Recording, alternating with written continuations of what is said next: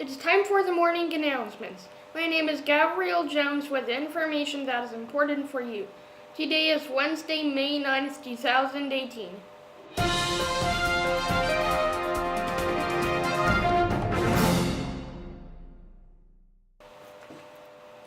Day has arrived and will soon be gone. Keep working hard on all your fun and informative projects. Before we move too quickly, it is time for the wellness info for the week. Take a look. Over 100,000 metric tons of caffeine are consumed around the world every year. That's equivalent to the weight of 14 Eiffel Towers.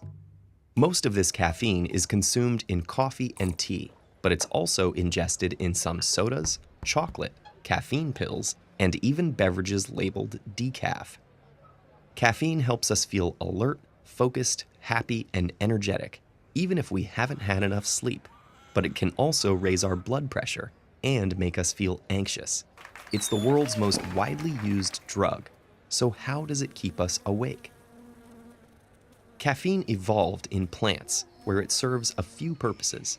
In high doses, as it's found in the leaves and seeds of certain species, it's toxic to insects.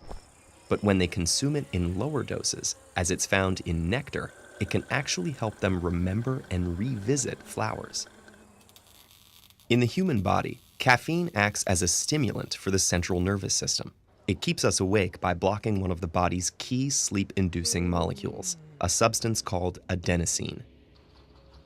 Your body needs a constant supply of energy, which it gets by breaking down a high-energy molecule called ATP.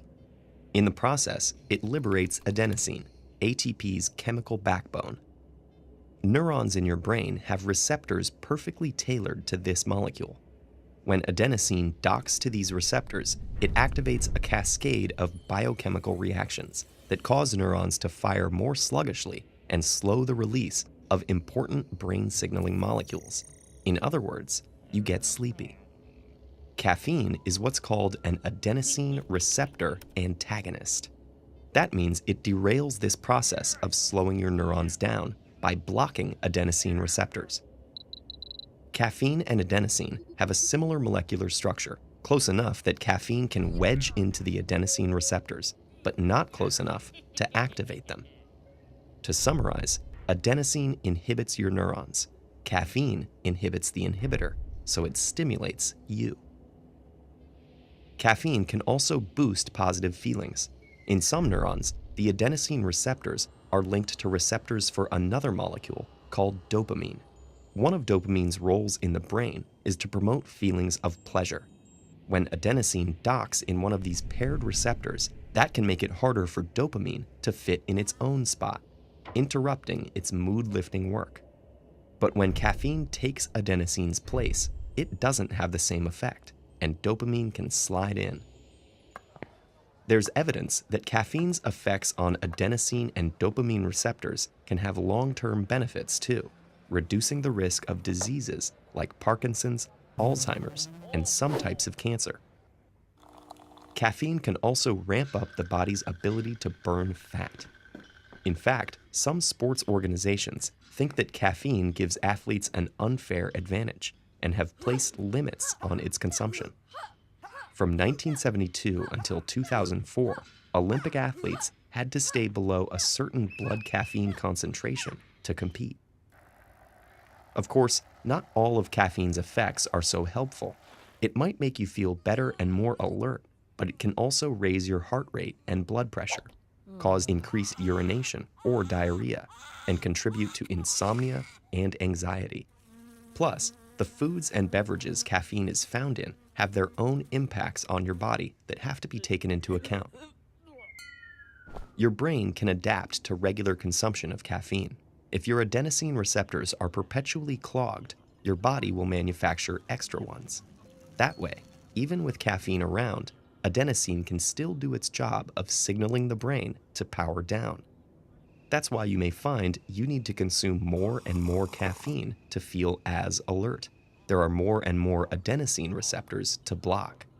It's also why if you suddenly quit caffeine, you may experience an unpleasant withdrawal. With plenty of receptors and no competition, adenosine can work overtime, causing symptoms like headaches, tiredness, and depressed moods. But in a few days, the extra adenosine receptors will disappear, your body will readjust, and you'll feel just as alert as ever, even without an infusion of the world's most popular stimulant. Here is today's lunch menu. Corn dog and baked beans. 6th grade athletic team tryouts are coming soon. Softball tryouts will be Monday, May 14th at 5 p.m. You will meet at the high school softball facility. Please bring your glove and any additional equipment. And girls basketball tryouts will be the next day from 4:30 to 6:30 at the middle school. If you are interested in trying out for either softball or basketball, please remember these dates. 6th graders who are interested in applying to be on the middle school yearbook team, please ask your teacher for an application. That is all we have for today. Tune in tomorrow for more news and updates. Please stand for the Pledge of Allegiance and remain standing for a moment of silence. I pledge allegiance to the flag of the United States of America and to the republic for which it stands, one nation, under God, indivisible, with liberty and justice for all.